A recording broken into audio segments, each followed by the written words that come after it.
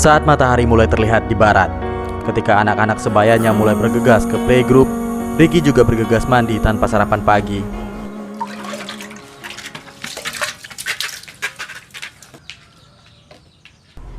Ia menimba sendiri air dari sumur sedalam lebih 5 meter ini.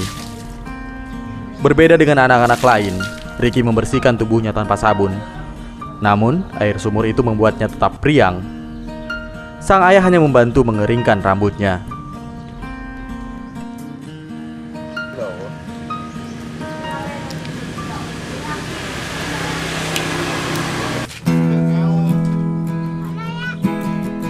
Pagi yang cerah, bersama keluarga, ia meninggalkan rumah di Asonangro, Kecamatan Meraksa, menyusuri jalan tepi barat Banda Aceh.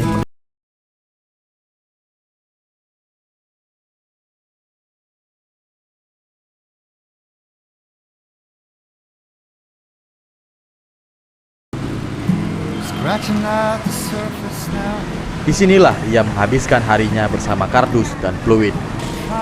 Sejak 5 bulan lalu, Ricky sering merengek meminta ikut ayahnya ke lokasi parkir. Ricky sigap mengamati kendaraan yang berlalu lalang dan menyediakan lapak untuk parkir. Juru parkir cilik yang bercita-cita ingin menjadi polisi ini tidak pernah berharap uang jajan dari Rusman, ayah barunya itu. Uang yang didapat dari warga yang menerima jasanya, ia pakai untuk jajan. Sisanya diberikan ke ayahnya untuk cicilan sewa rumah.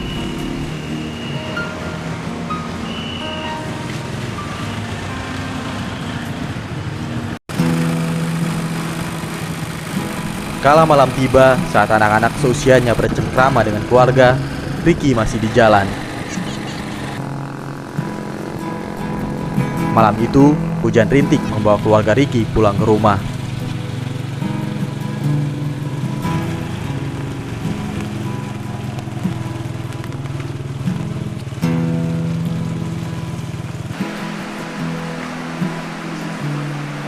Rumah Ricky tak dialiri listrik.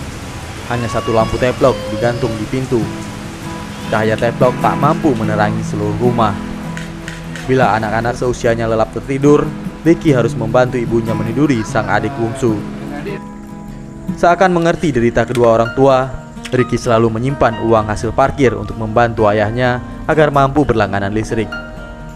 Rumah yang didiami keluarga Ricky merupakan rumah bantuan korban tsunami milik orang. Pemilik rumah mengizinkan keluarga Ricky menetap sementara waktu sebagai pengganti upah atas jasa ayahnya membersihkan ilalang di pekarangan. Selebihnya, Rusman harus membayar sewa. Kata orang nggak bisa lah dulu. Ini baru sudah 1 bulan. Belum pasang lampunya. Karena tidak cukup uang lah, sedikit tidak bisa juga. Karena tempat parkir itu tidak ada orang, memang pas-pas. Kalau 70.000 aku dapat pas. Tak bisa simpan.